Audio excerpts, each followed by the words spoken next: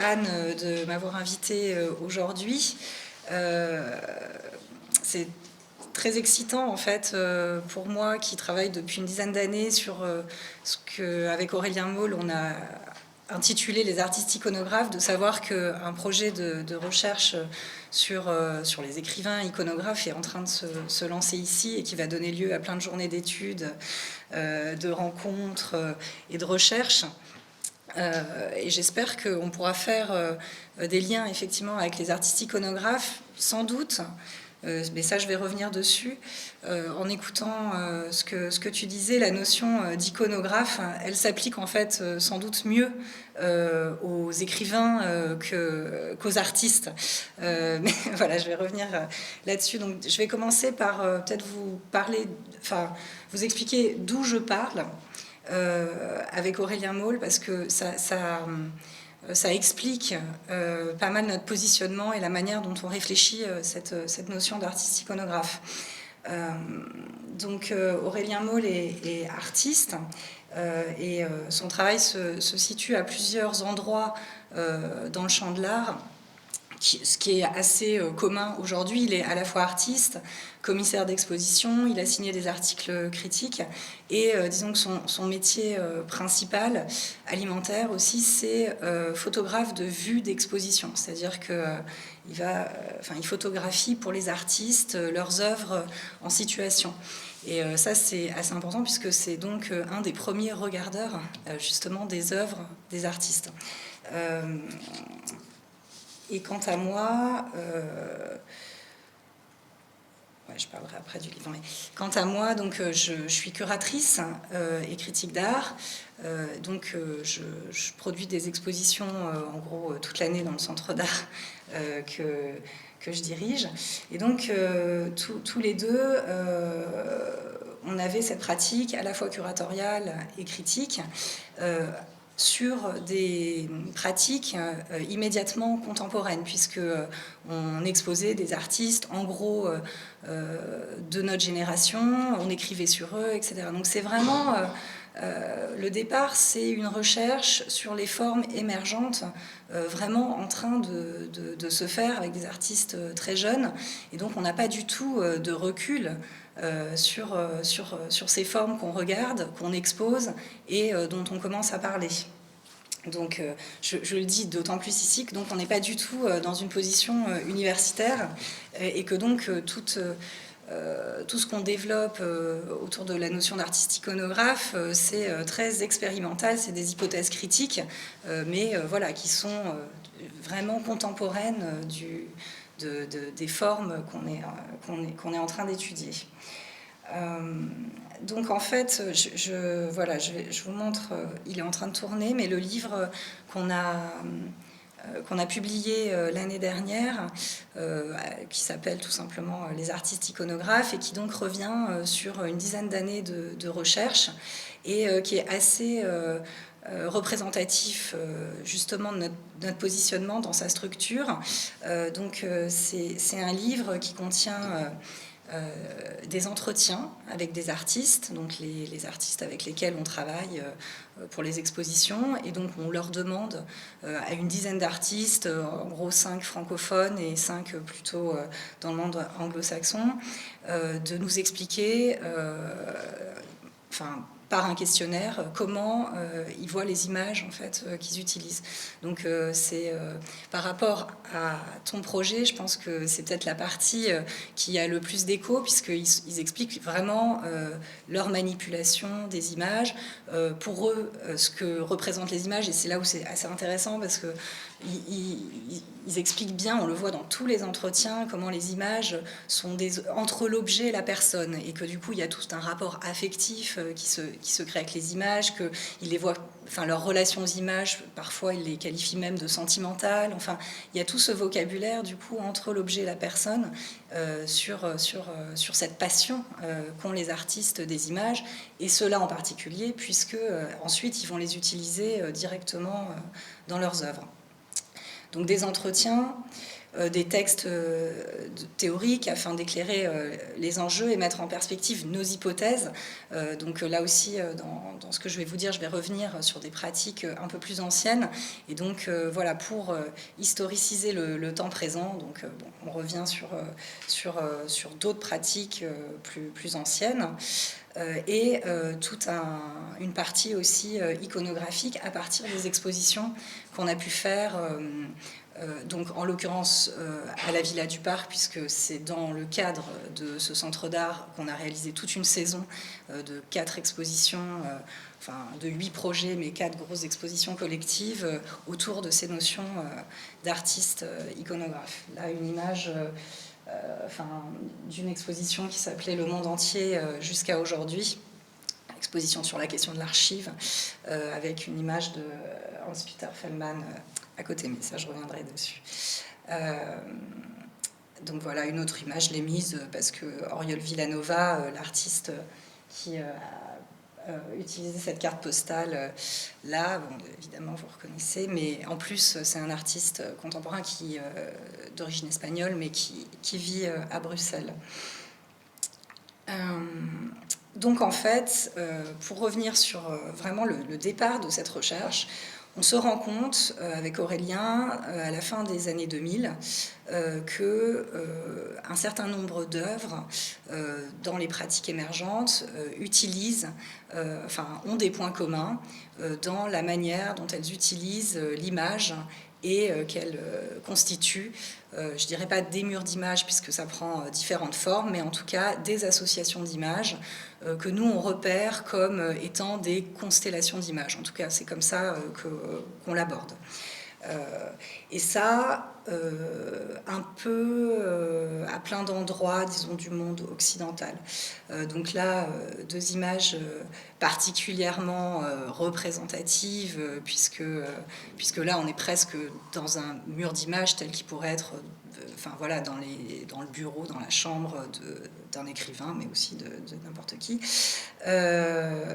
Donc là, 2 pièces de Sarah van der Beek, artiste américaine, qui a donc une collection d'images qu'elle va manipuler, elle va faire des associations ponctuelles, en l'occurrence sur des structures qui peuvent être des vitres, mais qui sont aussi des sculptures, souvent des portants différents. Et donc, elle va mettre en scène sa collection d'images, souvent liées à l'Antiquité d'ailleurs, et qu'elle va photographier. Donc, en fait, ce qu'elle montre, c'est des photographies d'un agencement d'images sur une structure, ce qui lui permet de ne pas figer en fait cette association d'images. C'est-à-dire que ensuite, comme elle les photographie, ensuite elle n'expose pas la sculpture, elle récupère les images et elle les remet elle les réutilise pour d'autres, de nouvelles configurations. Donc voilà, il y a cet aspect de ne pas figer la présentation de la collection et ces associations d'images. Il y a aussi cette manière de mettre ensemble des images d'origine et de provenance très différentes et d'époques très différentes. Ça nous paraît très clair aussi dans les œuvres qui apparaissent à ce moment-là. Donc images... reproductions issues de corpus antiques, de corpus artistiques, mais aussi de corpus provenant des journaux, de collections particulières, etc. Il y a vraiment ce mélange, en tout cas cette manière de récupérer des images d'endroits très différents. Donc un exemple, voilà, Sarah van der Beek aux États-Unis, ça c'est une œuvre de 2008. Autre exemple, aux Pays-Bas, de la Batia Sutter, donc c'est une autre... par exemple, ça, c'est aussi une série de 2009, donc dans une exposition, des reproductions de livres issus... des reproductions d'images issues de livres qu'elle a grandi et que donc elle met en scène sous forme de frise. Ou encore, ici, alors là c'est c'est pas la présentation d'exposition, c'est la présentation éditoriale, mais comme ça on voit bien les images.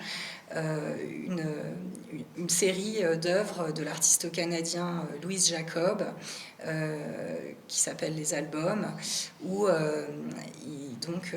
il associe des images qui ne sont pas des images numériques, qui sont des images qui coupe dans les magazines, enfin qu'il découpe dans un certain nombre de journaux à proximité de lui, c'est-à-dire il peut les commander, mais il essaye de travailler, disons, dans un environnement de proximité, et qu'ensuite il va associer, non pas sur des questions vraiment sémantiques, mais plutôt formelles. Et donc il va organiser quelque chose qui s'apparente à ce que nous on appellerait c'est bien parce que, comme vous êtes tous littéraires, vous allez pouvoir m'expliquer en détail comment on peut appeler ces figures, etc. Mais nous, on voyait ça comme des marabouts bouts de ficelle, avec ce système de passer d'une image à l'autre par l'intermédiaire d'une autre.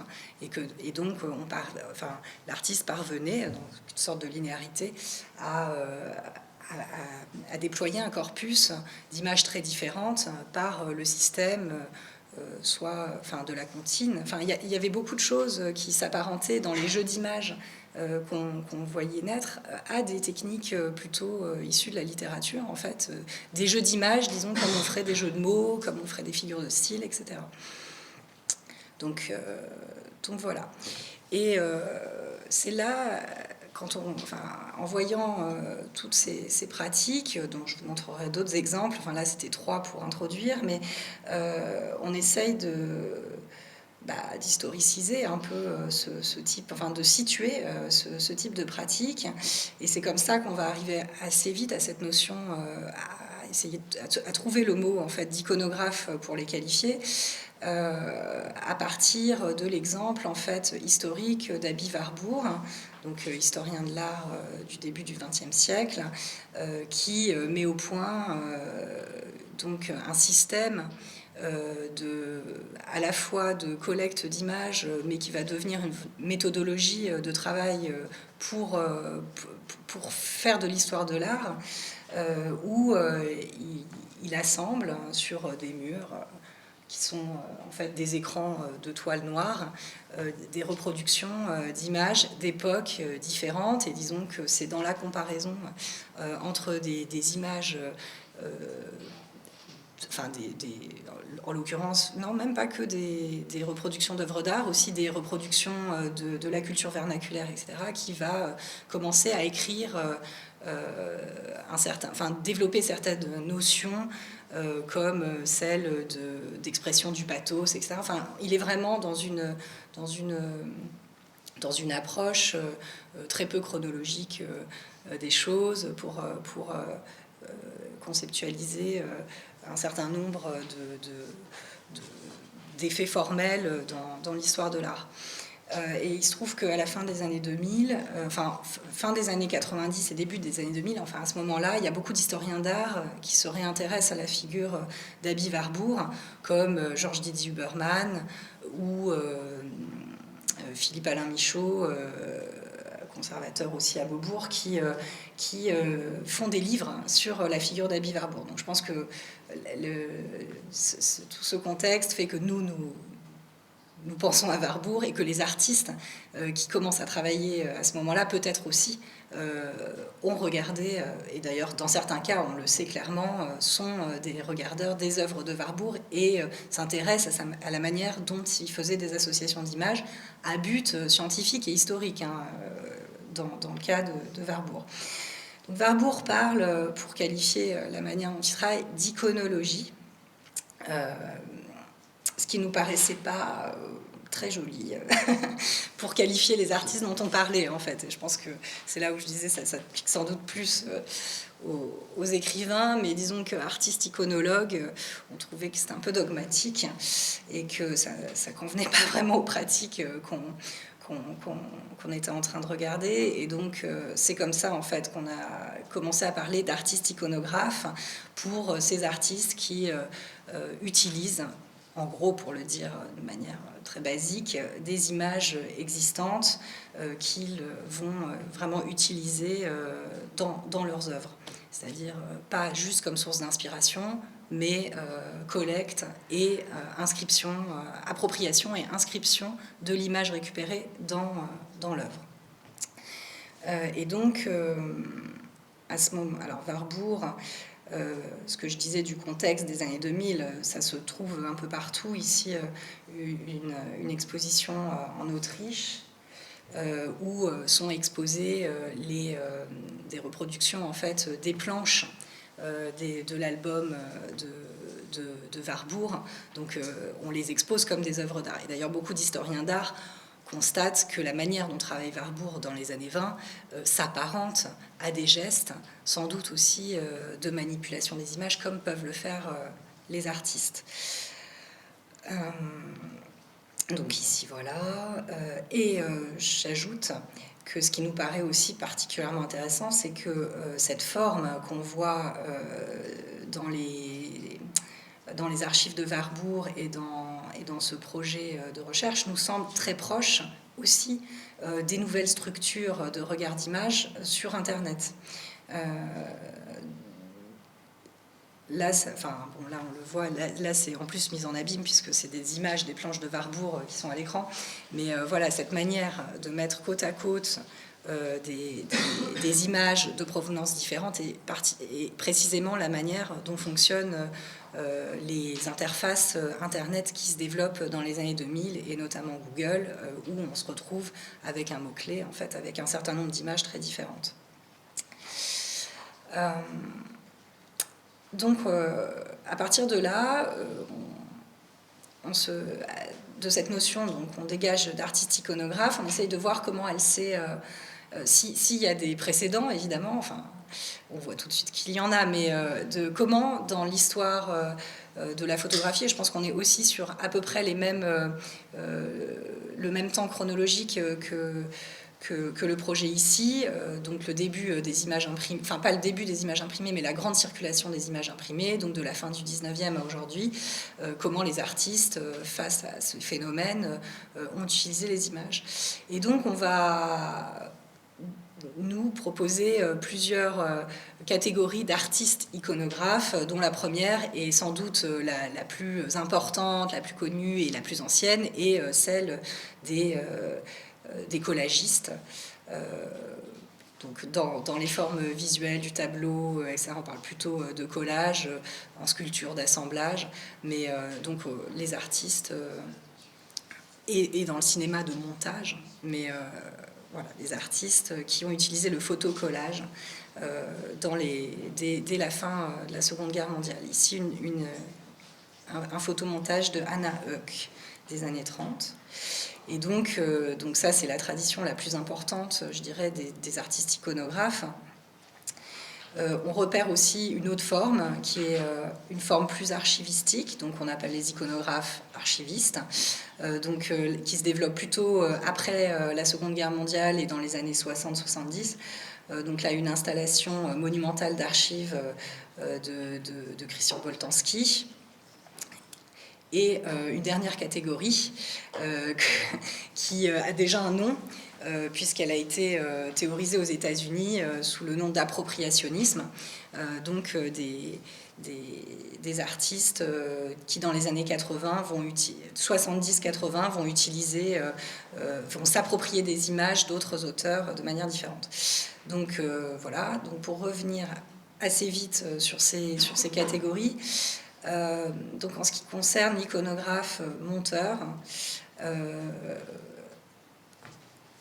donc c'est vraiment la première tradition d'artiste iconographe. Ce qui est intéressant dans cette notion, enfin voilà, dans cette histoire du collage, disons, ou du montage en photographie, c'est que c'est vraiment dès les débuts de l'utilisation un peu amateur de la photographie, donc vers les années 1880, le collage apparaît. Il apparaît dans en l'occurrence, beaucoup, ça a été montré par par pas mal d'historiens de la photographie, notamment Clément Chéroux, dans la société victorienne de la fin du XIXe siècle, où on commence à faire des albums de famille, et donc ça donne lieu, pour les plus inventives, c'est souvent des femmes, à des collages à partir de dessins, d'illustrations, voilà. Et très vite, le collage prend une dimension soit absurde, soit humoristique, puisqu'il permet de rassembler des éléments très différents. Donc voilà, là c'est un exemple. Il y a eu un très beau catalogue justement sur les albums victoriens, je crois à Orsay. Il y a eu une grosse exposition il y a quelques années, qui est très intéressant à ce sujet. Et donc, quand les avant-gardes, après la guerre, Dada notamment, en premier, vont utiliser le montage et le collage dans leurs œuvres, ils sont dans une tradition en fait qui est une tradition amateur, donc dans la bourgeoisie ou l'aristocratie victorienne, mais aussi qui va se développer dans les récréations photographiques qu'on peut voir se développer à la fin du 19e dans les milieux, disons, où on utilise la photographie. Et donc,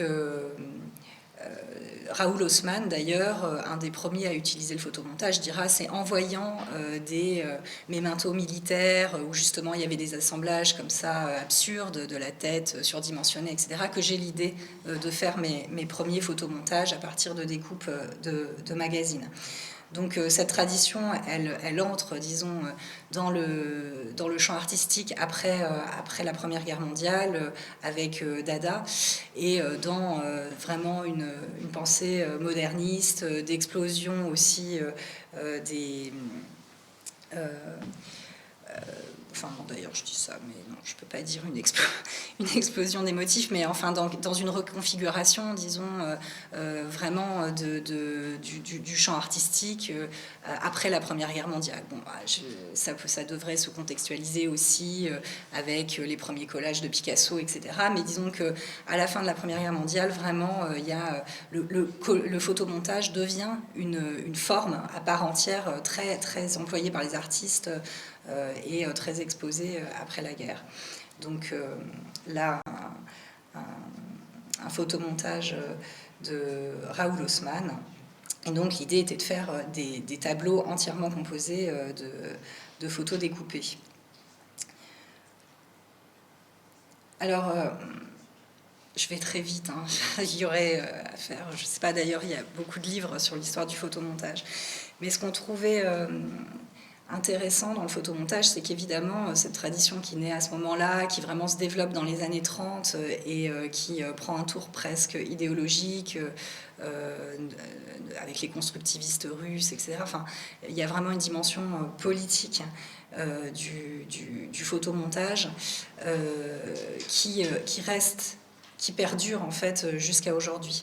Et donc la tradition politique du photomontage, elle se retrouve jusqu'à aujourd'hui dans un certain nombre d'œuvres d'artistes. Et de toute façon, ce qu'on regardait, enfin les catégories qu'on essayait de développer de différentes mises en forme, disons, d'images existantes, elles ne se remplacent pas l'une l'autre, elles se sédimentent. C'est-à-dire que toujours, à partir du moment où le collage existe, il y a des artistes encore aujourd'hui qui utilisent le collage, l'archive, de la même manière, etc. Donc c'est des moments d'apparition où cette forme-là semble la plus à même de parler, enfin voilà, de représenter le rapport à l'image dans la société ou en tout cas dans le milieu artistique à un moment donné. Donc là, j'ai mis une image de Martha Rosler, qui est peut-être l'artiste collagiste d'après-guerre la plus connue, qui commence à faire une série qui s'appelle Bringing the War Home. Pendant la guerre du Vietnam, où l'idée c'est de mettre des scènes de guerre. Donc c'est des collages pas très complexes, assez binaires, mais ça, dès que le collage devient politique, en fait, il se simplifie pour une meilleure lisibilité. Donc en fait, voilà, dans des intérieurs des années 60, de l'American Way of Life, etc. Elle montre des photos de guerre qui sont celles, en fait, de la guerre qui est en train de mener les États-Unis, enfin, qui sont en train de mener les États-Unis au Vietnam. Et donc, c'est un objet, le photomontage, dans ce sens-là, de contestation. Et encore aujourd'hui, pas mal d'artistes utilisent le collage. Là, une image de Thomas Hirschhorn, artiste suisse, qui a une pratique quasi quotidienne du photomontage. Et il fait des photomontages qui sont assez, avec des images assez violentes. Et lui dit je veux connecter, assembler, je le cite, coller ensemble ce qui n'est pas connecté, ce qui ne peut pas être assemblé ensemble, ce que je suis seule à voir. Faire un collage signifie assembler ensemble des éléments, des éléments de réalité. Ça, mon texte apparaît pas, donc j'arrive pas à voir à la fin de la citation. Voilà. Pardon. Faire un collage signifie assembler ensemble des éléments de réalité préexistants pour créer un nouveau monde qui n'existait pas auparavant. Dès lors, quelque chose de nouveau, un nouveau monde, une nouvelle image, une nouvelle lumière est créée. Je veux donner forme et en donnant forme, je veux montrer ce que je vois, ce que je comprends, ce qui vient de moi sans avoir à l'expliquer ou à l'argumenter. Rien n'est immontrable, ce qui ne peut pas être montré, c'est ce qui n'a pas de forme. Cette citation, elle dit bien en fait la dimension avant-gardiste et novatrice qui est attachée au collage. C'est-à-dire il y a vraiment cette idée de faire quelque chose de nouveau, d'inventer un nouveau monde, de montrer ce que les autres ne voient pas. Et donc c'est pour ça que dans le collage, on a toujours des éléments très hétéroclites, souvent venus de sources très différentes. Et l'idée, c'est vraiment d'être dans le choc visuel, d'être dans des formes extrêmement efficaces, par un grand écart entre les choses qui sont assemblées. Il y a aussi toute l'idée de la découpe, et ça c'est assez important parce qu'on voit ensuite dans les pratiques de réusage de l'image existante que ça se produit beaucoup moins. Le collagiste, enfin le photomonteur, il découpe l'image, il l'abîme, il n'en prend qu'une partie, il la fragmente et ensuite il la recolle avec d'autres. Et donc je pense que cet aspect assez violent en fait envers la source première est assez importante et mériterait d'être pas mal analysée parce qu'on est dans un rapport à l'image qui est quand même où on la manipule sans prendre en compte ce qu'elle pourrait avoir de précieux. Donc voilà, je vous montre juste une image d'exposition de manière... Enfin, nous, c'est comme ça qu'on a montré un certain nombre de collages dans une exposition par un système en fait, on essayait de réfléchir pour être au plus proche de la manière dont travaillent les photomonteurs. Et les photomonteurs travaillent à plat, puisqu'ils découpent dans les magazines. Le magazine, c'est un espace horizontal et pas vertical comme le tableau. Et donc, on a mis en place un système en fait de meubles, de vitrines gigognes qui rentraient les unes dans les autres, transparentes. Et donc ça nous permettait d'avoir les photomontages à plat et ensuite de pouvoir les juxtaposer, donc de faire une sorte de méta-image, de collage curatorial entre les différents photomontages.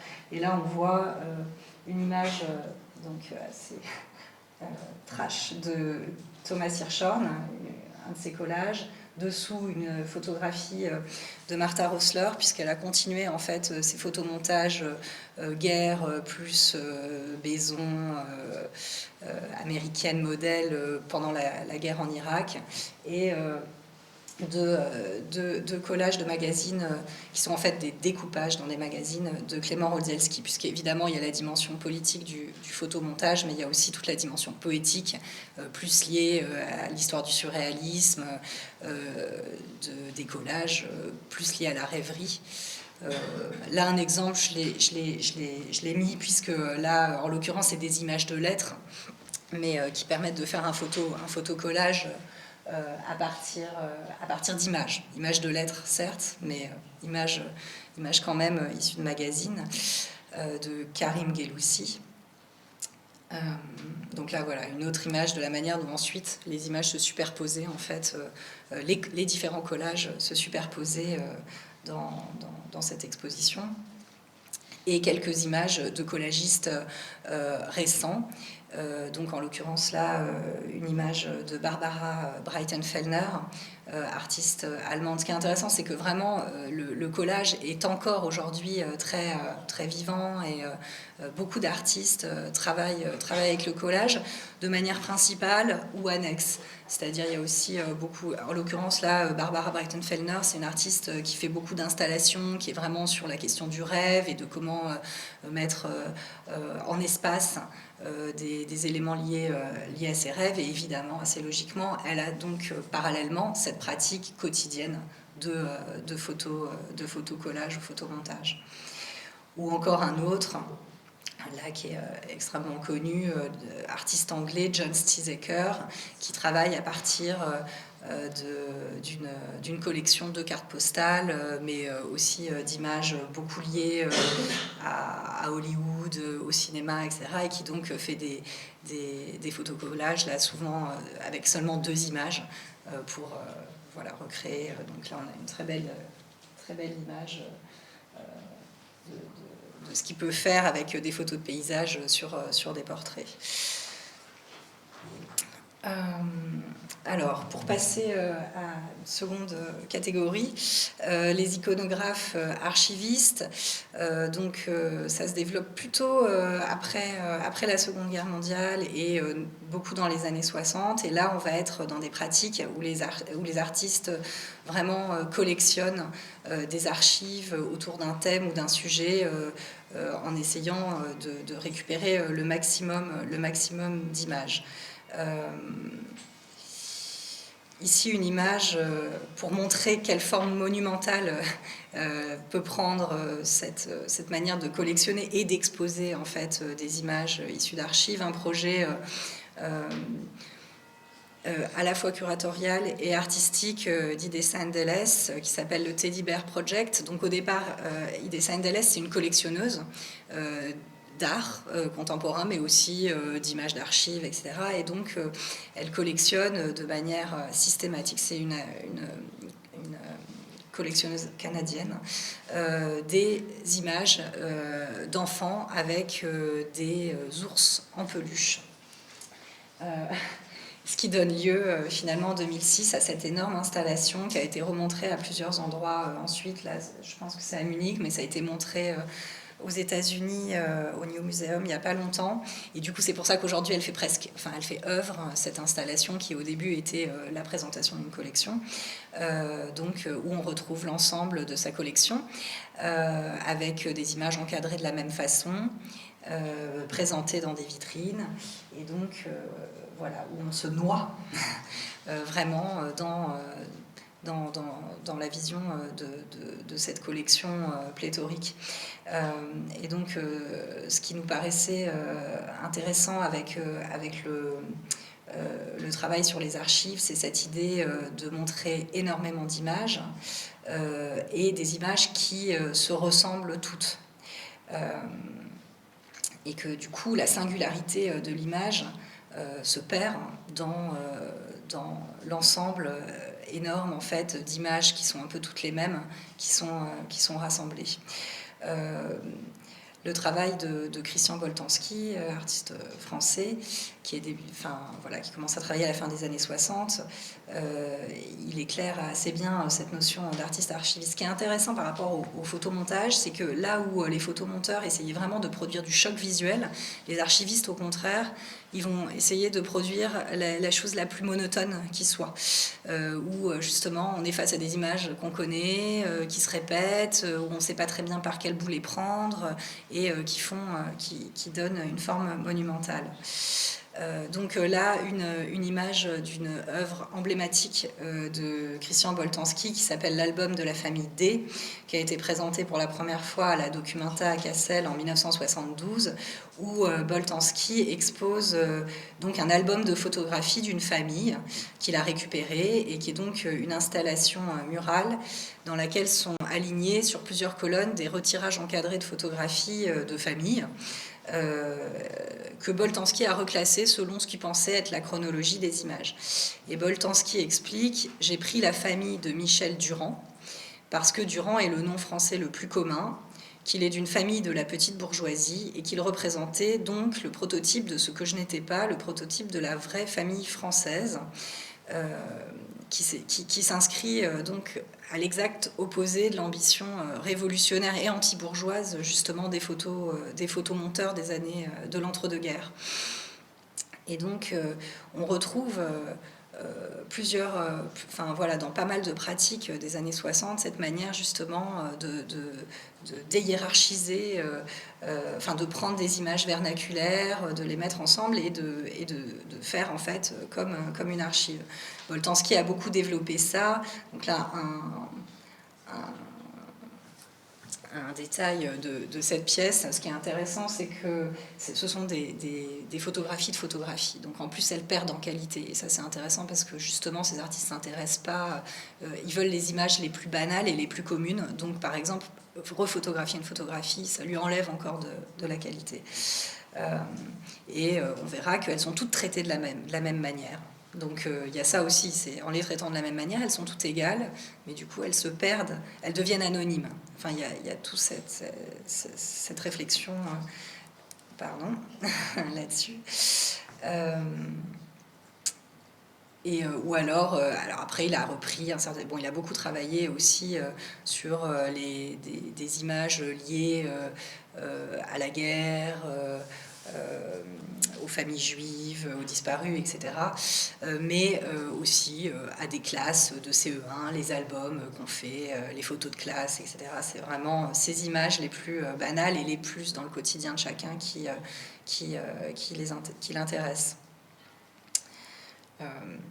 Alors après, si Boltanski est dans une approche assez mélancolique, évidemment, de l'image, où finalement cet ensemble d'images, ne pas les voir une par une, le fait qu'elles deviennent anonymes au milieu, c'est aussi toute une réflexion évidemment sur la mémoire, sur la disparition et sur le fait que finalement ces images qu'on prend pour se souvenir et pour être dans la durée, ne sont plus regardés à terme. Enfin, il y a toute cette réflexion-là, mais il y a aussi d'autres artistes qui sont dans des approches beaucoup plus humoristiques de la question de l'archive. Ici, donc, un ensemble d'images de Hans-Peter Fellman, qui, lui, va choisir souvent un motif assez précis, souvent sentimental et dérisoire pour faire ces assemblages d'images, donc des genoux de femmes, des posters kitsch des années 70, des images de la Tour Eiffel, plein de choses. J'ai un autre exemple avec des photos de fraises. Donc il va faire une collection, il va exposer toutes les fraises pour faire une sorte de panier de fraises à partir d'images où chaque fraise du coup est différente, mais compose son panier. Donc il y a ces deux, il y a à la fois un aspect très pathétique et très mélancolique, et en même temps des manières aussi, qui le sont aussi dans un certain sens. Elles peuvent être mélancoliques, mais plus en prenant le biais de l'absurde. Et beaucoup d'artistes, comme pour le photomontage, continuent aujourd'hui à travailler à partir de fonds d'archives ou de collections d'archives, les leurs ou des fonds extérieurs. Donc, par exemple, ici, une installation de Batia Suter. Donc, je montre ces images, c'est aussi pour montrer la variété des présentations qui sont possibles. Ça peut être évidemment des murs d'images, de retirage, mais ça peut être aussi des projections.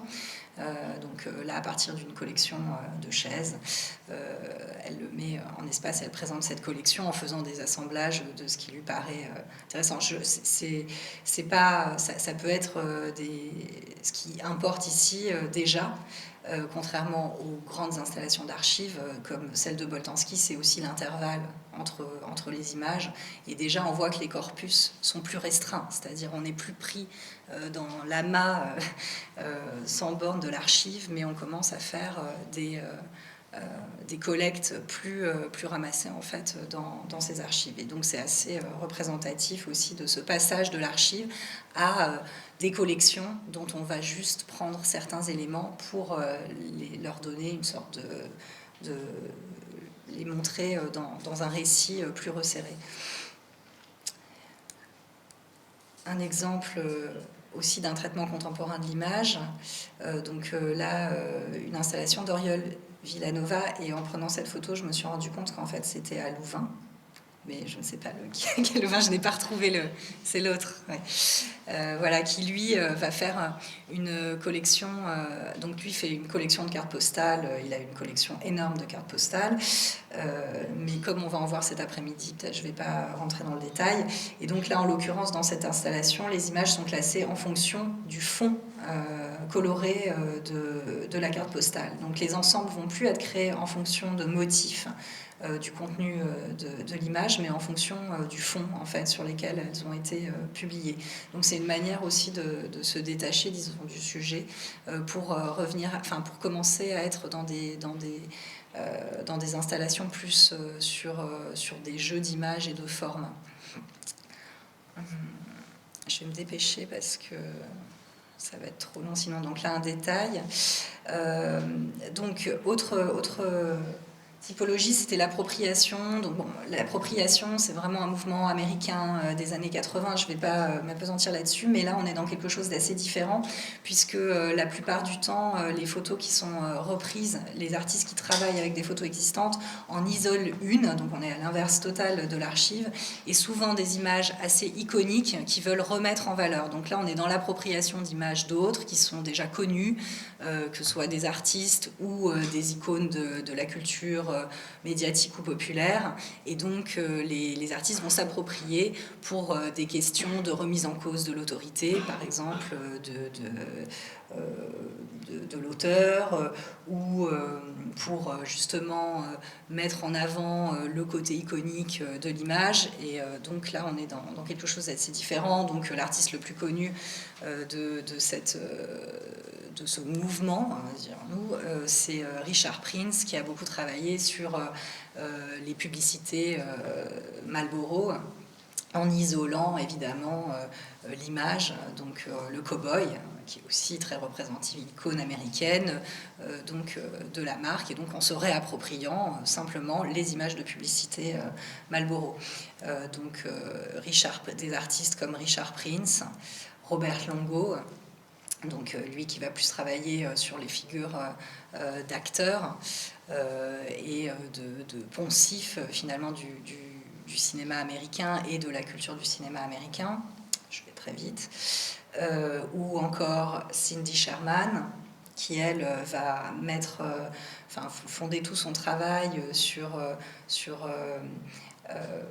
non pas la reprise directement d'images existantes, mais recréer l'atmosphère du cinéma américain à différentes périodes, et donc c'est elle qui se photographie, mais on est quand même dans la reprise d'images très, très emblématiques, ou en tout cas d'atmosphère d'images très emblématiques des États-Unis, du cinéma américain. Et là aussi, ça se poursuit avec un certain nombre d'artistes qui aujourd'hui sont dans l'appropriation. Là, par exemple, un portrait de Tobias Caspar, où il reprend une pose de David Bowie sur une pochette d'album. Ce qui est intéressant avec les appropriationnistes, c'est qu'ils mettent vraiment en valeur la dimension de fan que peuvent avoir les artistes par rapport aux images qu'ils manipulent. Et donc le fait d'en isoler une, de la refotographier, de se mettre en scène dedans, etc., il y a vraiment... il pointe vraiment ce rapport passionnel à l'image qu'on peut entretenir. Et ça, c'est intéressant, notamment aujourd'hui, avec... tout le rapport affectif qui est induit par les réseaux sociaux, etc. On like. Et je pense que eux ont très bien anticipé justement la mise, la valorisation de ce rapport un peu de jeunes fans à un certain nombre d'images. Et le fait juste de les isoler pour les montrer, parce que ce sont des photographies qu'ils aiment, sur lesquelles on peut aussi poser un regard critique, mais enfin qui reste quand même le poster qu'on peut mettre dans sa chambre. Il y a toute cette dimension-là qui affective, qui vraiment affleure dans les pratiques appropriationnistes, et qui, à mon avis, n'a pas du tout été mis en avant au moment où ça a été théorisé, puisque tout le monde a vu ça comme une critique du capitalisme, en fait. de la société de consommation américaine, etc. Mais ça a vraiment été vu sous cet angle critique dans les années 80 et pas du tout sous l'angle justement plus sentimental, affectif, de rapport. Enfin bon, ça c'est une hypothèse que je fais. Et je pense parce que l'époque actuelle fait aussi qu'on revoit plus facilement ce type de pratique avec un regard moins idéologique, je dirais. Voilà, donc c'est l'appropriation d'histoire de l'art, mais aussi de la culture populaire. Donc bon, là, une image de Tobias Caspar, dont il y avait le portrait avant, qui lui va beaucoup s'approprier la culture du snowboarder, du sportif, etc. Et donc, j'en arrive longuement aux iconographes astronomes. C'est comme ça qu'on les a appelés, puisqu'on avait le sentiment qu'ils faisaient des constellations. Et donc, avec cette idée, en fait, de mettre ensemble sur le principe de l'astérisme, qui est donc quelque chose qui n'a aucune valeur astrophysique, c'est-à-dire qu'aucune image de constellation, en fait, n'a un fondement scientifique, c'est simplement le dessin que, par le regard, on va faire, qui va leur donner un nom et qui va leur donner une forme. Et donc, dans les pratiques des artistes travaillant en constellation, il y a aussi, les images n'ont pas besoin d'avoir un rapport en amont pour être mises ensemble. Et donc, on trouve des pratiques comme celle, par exemple, de documentation Céline Duval, qui a une collection d'images vernaculaires et qui va en extraire pour cette œuvre qui s'appelle La Revue en 4 images, 4, qui vont du coup former une nouvelle narration, mais les images entre elles n'ont pas forcément de lien au départ. Donc c'est une manière de faire un récit, de faire des micro-récits à partir de sa collection, de l'ensemble de sa collection, qui forme quasiment une archive tellement elle est importante. Donc sous la version revue et sous la version exposée, revue en 4 images.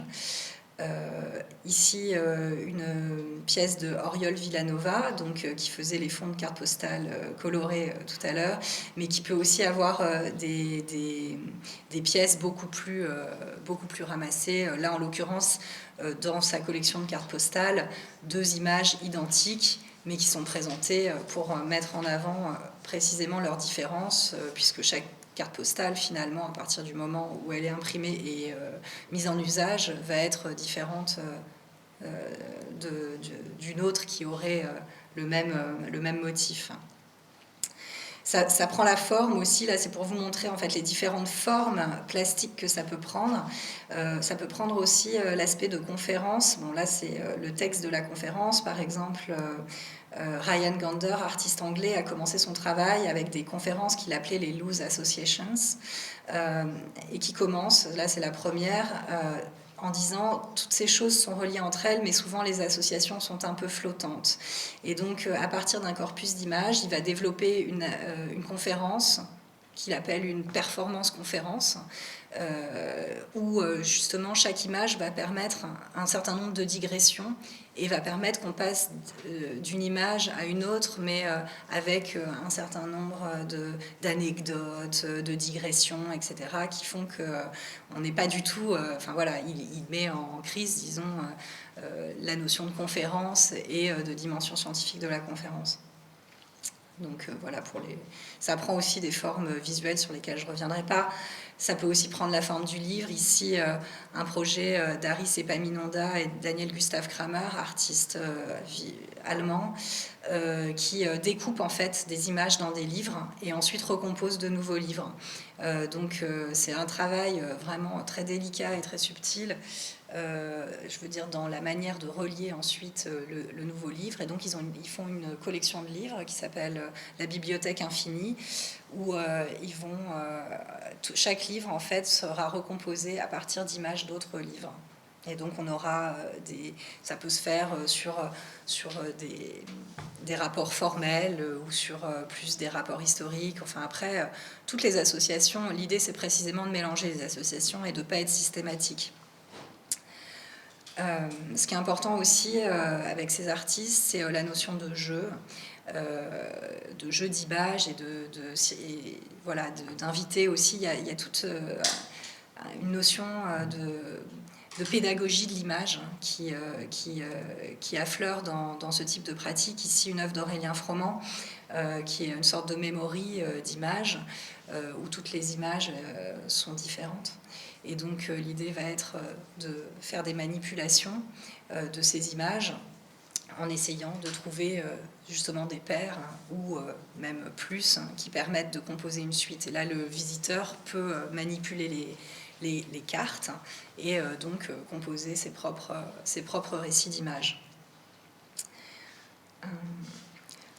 Quand je disais le tournant pédagogique, c'est effectivement pas mal d'artistes en parlent. Là, Pierre Le Guillon, qui a fait un certain nombre de pièces justement autour de cette notion de parler aux yeux, c'est-à-dire pour ces artistes, ce qui est très important précisément, c'est d'utiliser le moins possible le texte. Et ce qui est important, c'est que les images finalement communiquent entre elles, que justement elles ne soient pas limitées par une légende et que les associations restent très vagues pour que le maximum d'imagination ou d'interprétation puisse être laissé aux visiteurs. Pierre Le Guillon, là par exemple, qui donne... Je montre cette image qui est une image de la promesse de l'écran, qui est un dispositif en fait de projection de films, qui sont des assemblages en fait d'extraits de films. Et en fait, par exemple, pour le dire très vite, la promesse de la photographie, il a rassemblé un certain nombre d'extraits de films où la photographie apparaît sous forme de, je sais pas, une scène dans un laboratoire photographique, une scène de prise de vue, etc. Il recompose un film à partir de ces prises de vue, enfin à partir de ces extraits, et donc ce film recomposé s'appelle La promesse de la photographie. Et ce qui est important dans ce dispositif, c'est qu'il y a un entracte, et pendant l'entracte, l'écran sur lequel est projetée la promesse devient barre. Et donc il y a cette en fait, l'écran vertical se met à l'horizontale et devient un bar où on boit un coup.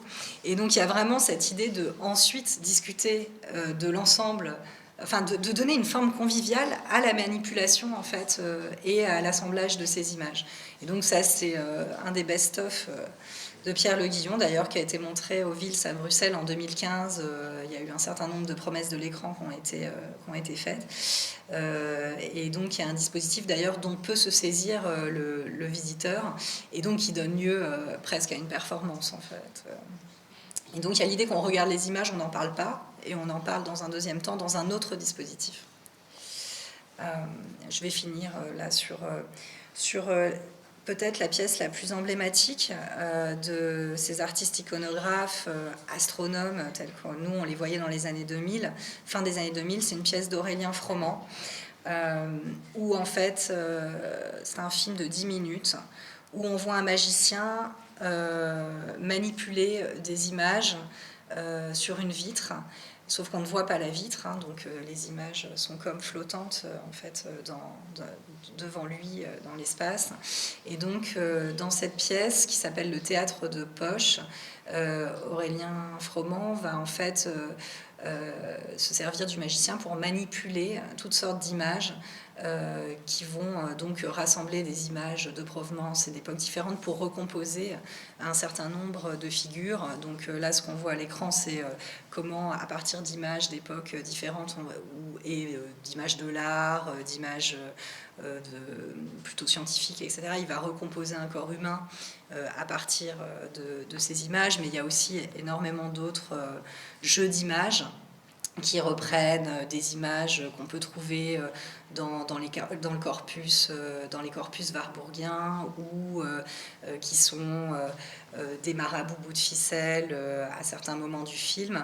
Et donc c'est sans doute la pièce la plus, qui montre le mieux la manière dont travaillent les artistes iconographes, qui est une sorte d'autoportrait finalement de l'artiste iconographe, et de la manière dont il va manipuler, dont il va rassembler à un moment donné des images, comment elles vont à un moment donné faire une autre figure, et comment ça se joue sur des éléments qui sont clairs au niveau formel, mais qui sont aussi liées à l'histoire personnelle des artistes, etc. Et je voudrais juste conclure sur le fait que cette génération d'artistes iconographes, pour nous, a pris fin assez rapidement. Pas les artistes sont toujours là, mais disons qu'ils travaillent moins directement avec l'assemblage d'images. Sans doute que ce qu'on repérait comme... sans doute cette génération d'iconographes et ces manières de faire des constellations en images, comme je disais au début, est assez liée au développement d'Internet dans les années 2000 et cette manière qu'a Internet justement de nous montrer, de pouvoir rassembler des images très différentes. Mais les artistes là dont j'ai parlé ne travaillent pas en numérique en fait. Ils travaillent encore avec des images qui ont une matérialité. Et d'ailleurs, c'est ce que montre très bien le film d'Aurélien Froment. Si même ça ressemble à un écran à un moment donné, toutes les images sont des images matérielles qui sont collées sur une vitre.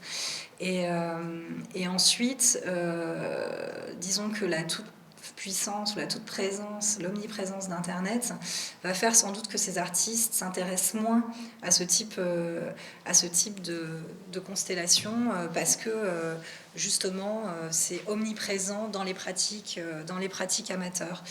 Et par ailleurs, c'est des artistes qui ne vont pas du tout être sur le web, sur les réseaux sociaux, etc. Et la génération d'après, enfin depuis le début des années 2010, les artistes qui travaillent avec des images existantes travaillent plutôt avec des images existantes numériques qui sont collectées sur le web et qui sont ensuite remises, peuvent être extraites pour faire des films, pour faire des tableaux, etc. Mais c'est vraiment le Internet qui va devenir l'espace de collecte, plus que les brocantes.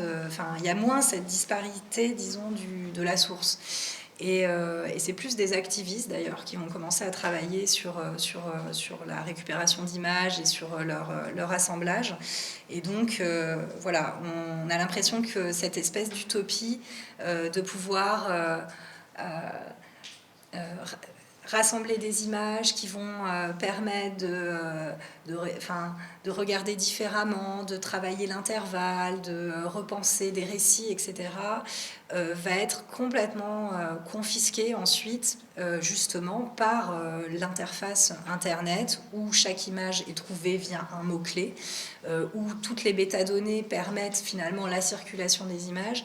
Et donc, les pratiques actuelles, on a le sentiment, sont beaucoup plus liées à cette espèce de travail entre le texte, la métadonnée, l'hypertexte, enfin pas l'hypertexte d'ailleurs, mais enfin tout ce qui est lié à l'interface de données, l'Instagram qui va imposer un format, la circulation qui va être imposée par la manière dont on surfe sur le web, qui est donc analysé par des machines, qui ensuite permet qu'on vous sort une photo parce que vous avez regardé telle autre photo.